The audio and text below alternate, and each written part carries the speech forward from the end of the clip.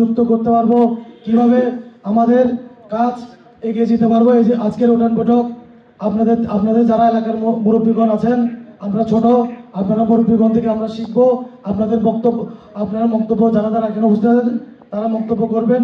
আমরা ওই হিসাবে আমরা ধারাশির পক্ষে প্রচারণা থেকে শুরু করে কিভাবে আমাদের হাটাজারি মাটি ও মানুষের নেতা ব্যারিস্টার মোহাম্মদ হাসাদুলকে জয়যুক্ত করা যায়, কিভাবে আমাদের মা বোনদের নির্বাচনের ভোট কেন্দ্রে আনা যায়, কিভাবে সুশৃঙ্খলভাবে কাজ করা যায়, ওভাবে আপনাদের থেকে পরামর্শ নেওয়ার জন্য আজকের এই উঠান বৈঠক।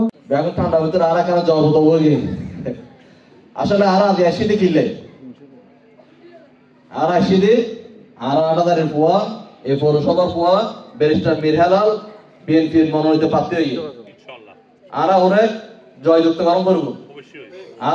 আর কেন্দ্র হন না ইয়েনের মধ্যে ৮টা ভোট আছে, বহুত ভোট ৪,০০০ ৫,০০০ ভোট।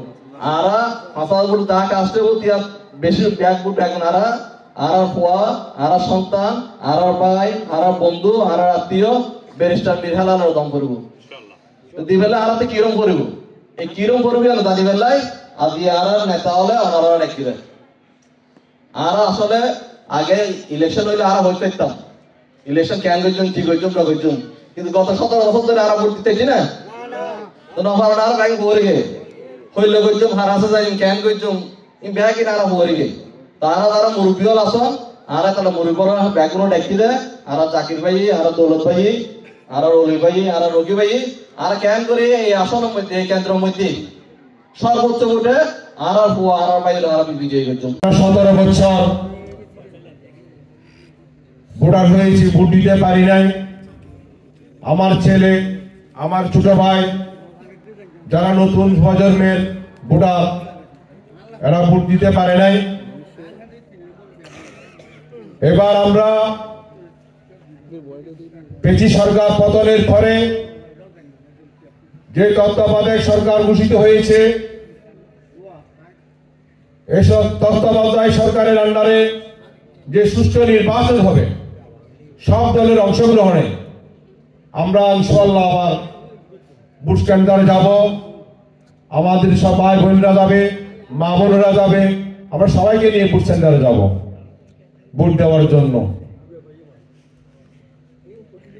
গত ভোটের সময় আমার খেয়াল আছে যখন ভোট সেন্টারগুলো ডাকাতি হয়ে গেছে, আমাদের আজিমপাড়া শাইস্তাহাপাড়া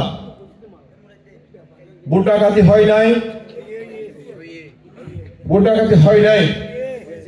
আমার কথা শুনেন, যখন খরের বিভাগ ৬ নম্বর ওয়ার্ড সেন্টার যারা দখল করতে গিয়েছিলেন ওখানে যখন পাই নাই, ওখান থেকে তালা খেয়ে আসার সময় আমাদের কলেজ রোড জমাদার বাড়ি রুট দিয়ে ঢুকে শাইস্তাপাড়া এবং আজিমপাড়া বুটগুলো ওরা কি করেছে, ডাকাতি করে নিয়ে গেছে।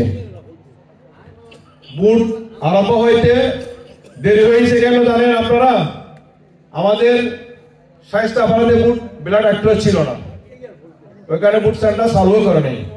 আজিমপাড়া থেকে কিছু বুট নিয়ে গিয়ে ওনারা ওখানে বুট চালু করেছেন। আমি যখন আজিমপাড়া সেন্টারে, আমার সেন্টার ছিল শাইস্তাপাড়া, আমার বাড়ি শাইস্তাপাড়া, আমি ওখানে গেছি, ওখানে বলতেছে আপনার বুট এখানে না, পুরুষ বুট সব আজিমপাড়া নিয়ে গেছে। তা আমি আসছি এখানে, আমাকে দোতলায় উঠছি, আমাকে সবাই হাসতেছে। এখানে দেখছি যারা আওয়ামী লীগ করত,